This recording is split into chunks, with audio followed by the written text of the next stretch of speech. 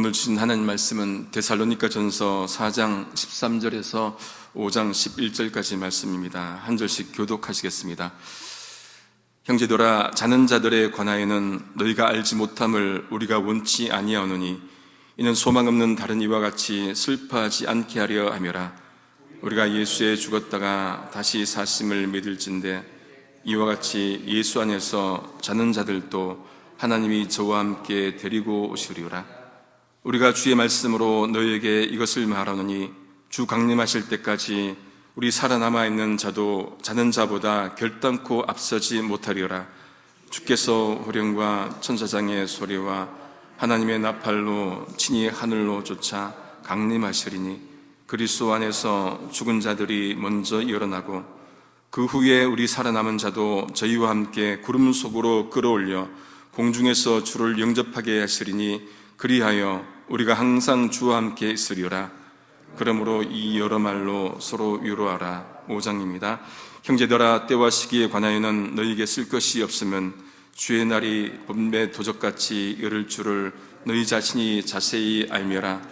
저희가 평안하다 안전하다 할 그때에 잉태된 여자에게 해산 고통이 이름과 같이 멸망이 호련히 저에게 이르리니 결단코 피하지 못하리라. 형제들아, 너희는 어두움에 있지 아니하며 그 날이 도적같이 너희에게 임하지 못하리니 너희는 다 빛의 아들이요 낮의 아들이여라. 우리가 밤이나 어두움에 속하지 아니하나니 그러므로 우리는 다른 이들과 같이 자지 말고 오직 깨어 근신할지라. 자는 자들은 밤에 자고 취하는 자들은 밤에 취하되 우리는 낮에 속하였으니 근신하여 믿음과 사랑의 흉배를 붙이고 구원의 소망의 투구를 쓰자. 하나님이 우리를 세우심은 노하심에 이르게 하심이 아니요 오직 우리 주 예수 그리스도로 말미암아 구원을 얻게 하시는 것이라. 예수께서 우리를 위하여 죽으사 우리로 하여금 깨든지 자든지 자기와 함께 살게 하려 하셨느니라. 함께 읽겠습니다. 그러므로 피차 권면하고 피차 덕을 세우기를 너희가 하는 것 같이 하라. 아멘. 여러분, 우리 사람은 누구나 자신의 죽음이 언제인지 혹은 죽음 후에는 어떻게 되는지, 예수 믿는 사람이라고 한다면 부활의 모습은 어떤 모습인지, 또 우주적 종말의 모습은 어떤 모습인지 모두 궁금해합니다. 바울이 어제까지 우리가 살펴봤듯이 일상생활에 대해서 많이 권면했는데 오늘은 주제를 바꾸어서 마지막 죽음과 부활에 대해서 말씀해 줍니다. 13절 세 번역입니다. 형제 자매 여러분, 우리는 여러분이 잠든 사람의 문제를 모르고 지내는 것을 원하지 않습니다. 여러분은 소망을 가지지 못한 다른 사람들과 같이 슬퍼하지 않아야 할 것입니다. 바울은 죽은 자에 대해서 말하면서 본질을 벗어난 것에 대해서는 관심을 기울이지 않습니다. 다만 죽은 자를 잠든 사람에 비유하면서 잠든 상태에 대해서 알아야 한다는 것이죠. 여기 언급된 소망을 가지지 못한 다른 사람들, 이들은 누구겠습니까? 하나님을 믿지 않는 사람들이겠죠. 그들은 죽음을 슬퍼한다는 것입니다. 왜 그렇습니까? 죽음 후에 그들에게는 소망이 없기 때문에 그렇다는 거예요. 반대로 이야기하면 어떻게 됩니까? 소망 가진 사람은 누구겠습니까? 하나님을 믿는 사람들이겠죠. 그들은 죽음을 슬퍼하지 않습니다. 왜 그렇습니까? 죽음 후에 그들에게는 소망이 있기 때문에 슬퍼하지 않는다, 그렇게 말할 수 있습니다.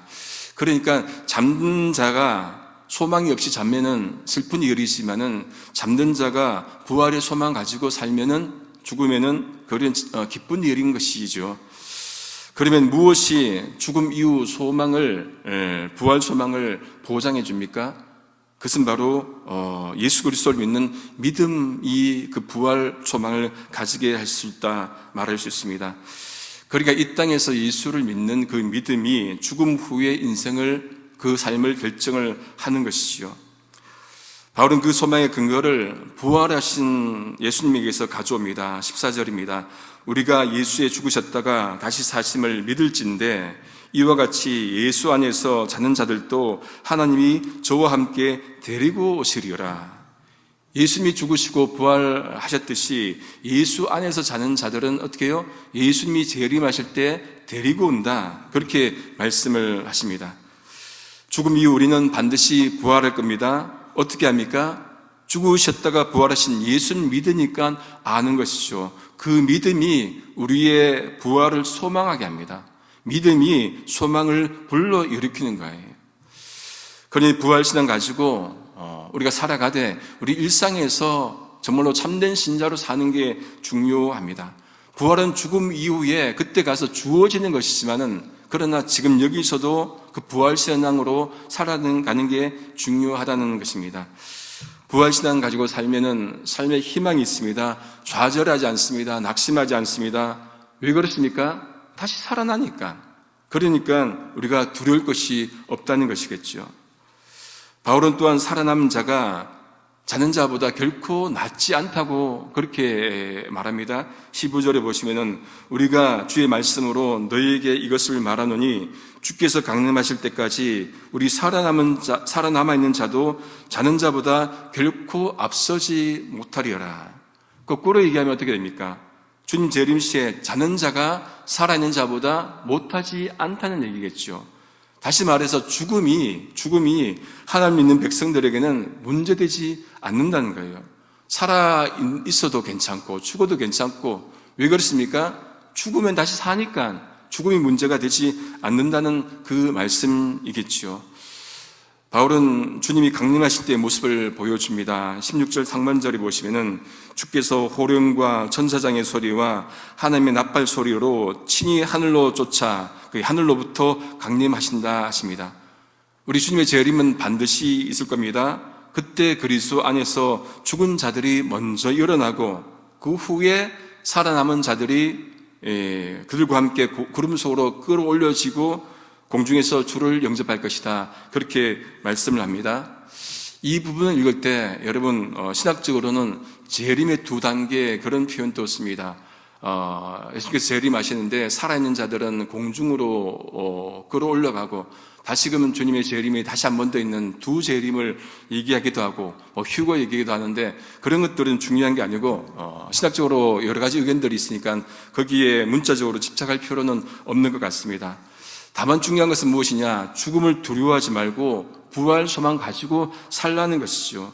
왜 그렇습니까? 17절 하반절에 그리하여 우리가 항상 주와 함께 있을 것이기 때문에 항상 주와 함께 있을 것이기 때문에 그때 모습이 어떻게 되는지 이거는 신학자들에게 맡기고 우리는 예수님을 믿고 그렇죠? 부활한다는 것을 믿고 살아가면 되는 것이겠죠.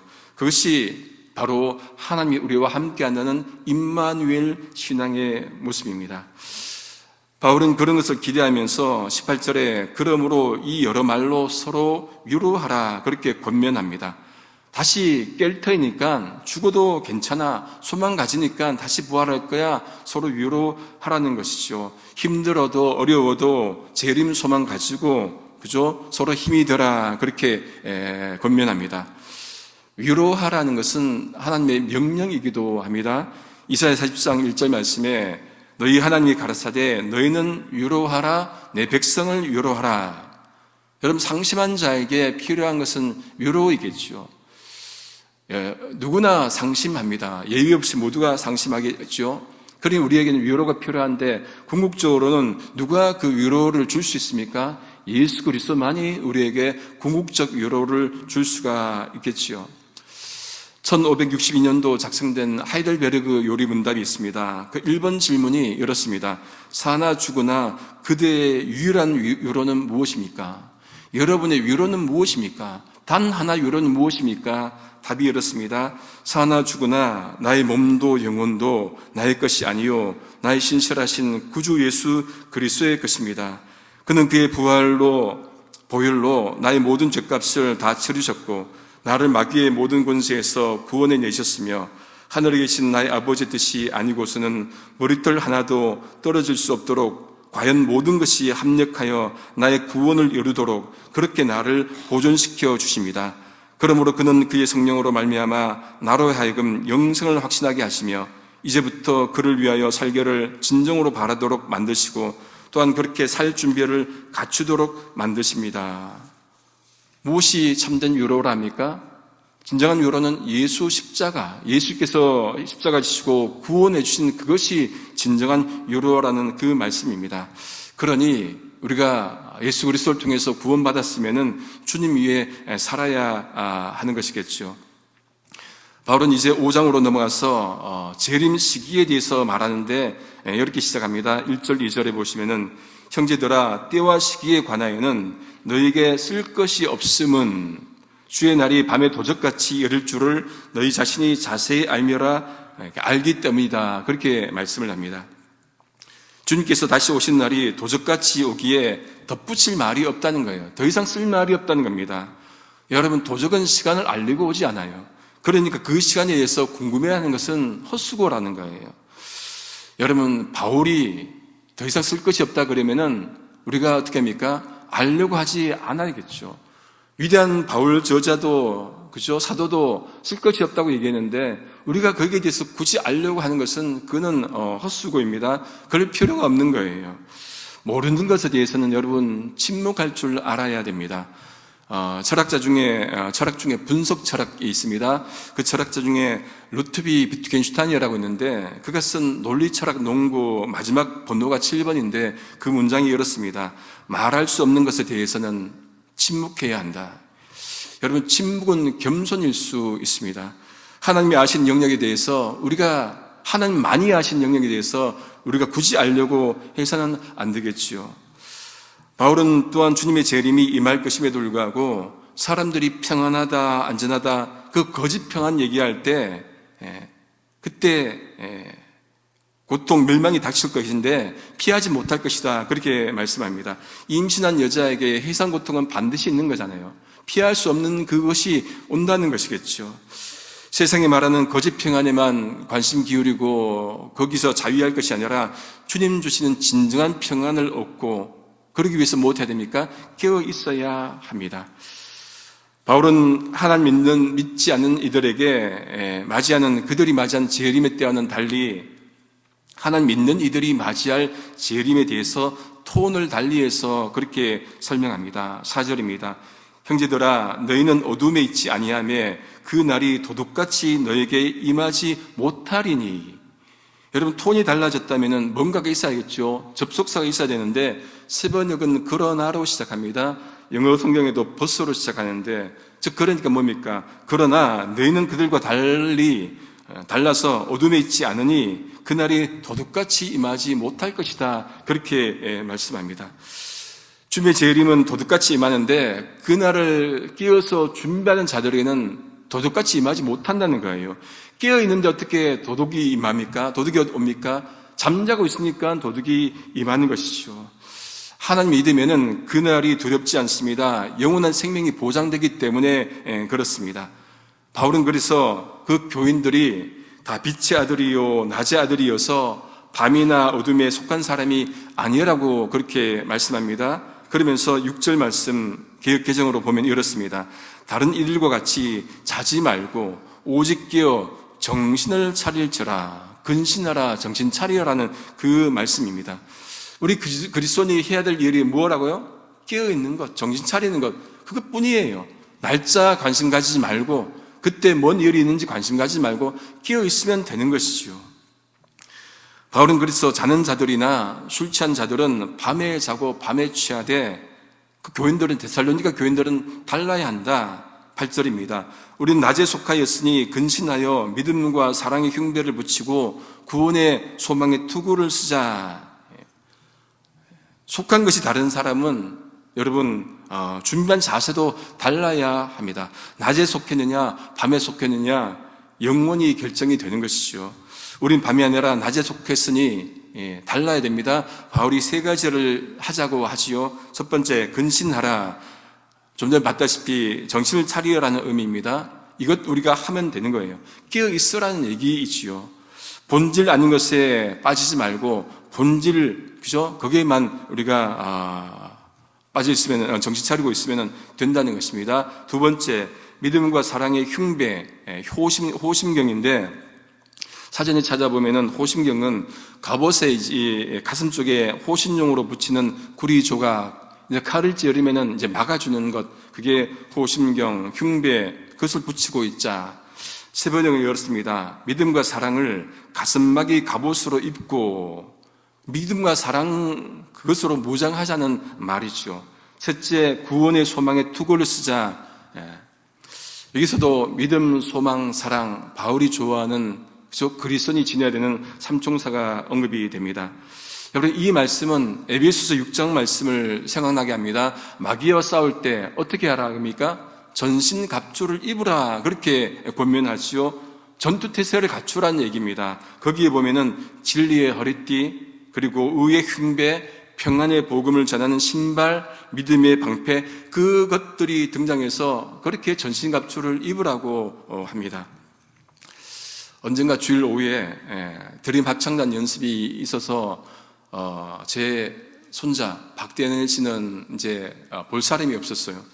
또 그리고 그 합창단 이사갖고 그 어머니는 반주하라고 하고, 박다니엘 씨 아버지는 선교회 회장단 모임이 있어서 가고, 오갈 데 없는 아이를 제가 돌보는데 그날따라 에스도 돌볼 사람이 없어서 같이 봤습니다. 사무실로 갔습니다. 다니엘은 제가 보면 되는데 이 에스더는 아빠 컴퓨터 막 켜달라고 떼를 쓰는 거예요. 제가 비밀번호를 모르잖아요. 그러니까 아빠는 또 회의 갔으니까 보는데 안 되겠다 싶어갖고 무서운 놀이를 했습니다. 무섭게 하면 도망가면은 제가 저것 좀 하고, 그래서 무섭게 하면 가요. 근데 몇 번 하니까 저쪽에서 에스더가 소리를 냅니다. 하나도 안 무섭네. 그래요. 그리고는 그게 익숙해진 거예요. 안 무섭다고 제가 더 무섭게 막 확 가서 하니까 그때 그의 입에서, 에스더 입에서 방언이 터진 거예요. 어떻게 터졌느냐? 하나님의 전신갑주를 입어라!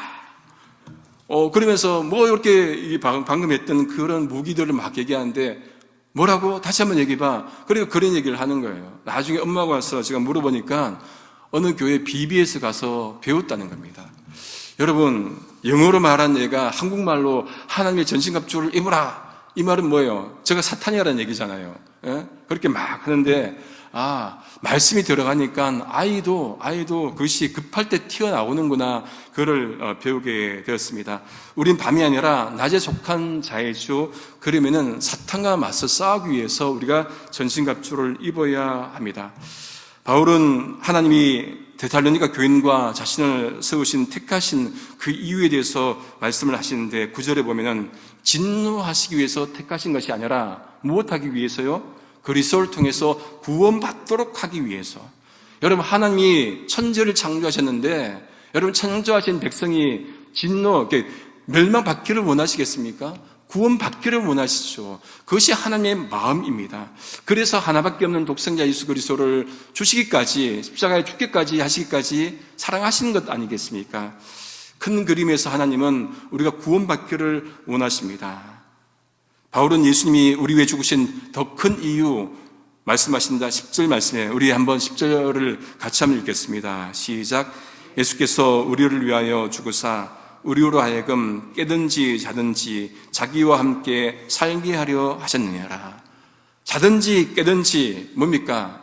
죽었든지 살았든지 그 말이에요. 중요한 게 아니라는 얘기죠. 자기와 함께 살게 하려, 하나님과 예수님과 함께 살게 하려 하심이라. 그렇죠? 이것이 뭡니까? 천국이죠. 주님 오실 때 자도 괜찮고 깨어있어도 괜찮습니다. 문제가 되지 않습니다. 상관이 없습니다. 차이가 없어요. 왜? 자도 깨어나니까, 살아나니까 상관이 없다는 얘기예요. 중요한 것은 주님 안에서 주님과 함께 있는 것, 이것이 우리가 마지막 소망인 것이죠. 말씀을 정리합니다.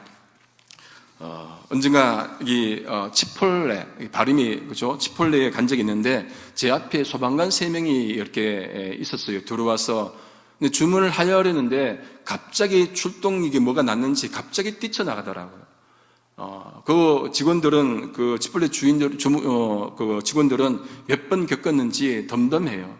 저는 그거 보고 참 신기했습니다. 그런 모습 보면서 밥도 제대로 못 먹는 그들이 좀 안타까웠지만은, 저 모습이 어떤 의미에서 마지막 때를 준비하는 모습 아닌가, 그런 생각을 해 보았습니다. 출동 신호가 언제 올지 몰라요. 그렇죠? 그런데 출동은 반드시 있겠지요. 그렇죠? 그러니까 어떻습니까? 끼어 있어서 준비하는 거예요. 군대에서 5분 대기조처럼 그렇게 끼어서 준비하는 것 아니겠습니까? 우리도 종말이 언제 올지 몰라요. 그렇죠? 그런데 반드시 종말은 옵니다. 어떻게 됩니까? 끼어 있어야 하는 것이겠죠. 그러기에 오늘 또 말씀 의지하고 주의 복음 증거하면서 끼어 있을 수 있기를 성부, 성자, 성령이신 삼일체 하나님 이름으로 소망합니다. 기도하시겠습니다. 하나님 아버지, 누구에게나 있는 인생의 마지막이 있는데 그 마지막을 두려워하지 않게 하시고 주님 이 땅에 오셔서 죽으시고 부활하신 것을 믿으며 우리 또한 부활신앙으로 오늘을 살아가도록 인도해 주시옵소서.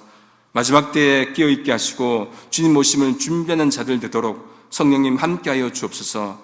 아직도 주님 모르는 이들에게 복음 증가하여 그들이 속히 주님께로 돌아올 수 있도록 은혜 내려 주시옵소서. 한나를 주님께 맡기며 예수님의 이름으로 기도드립니다. 아멘.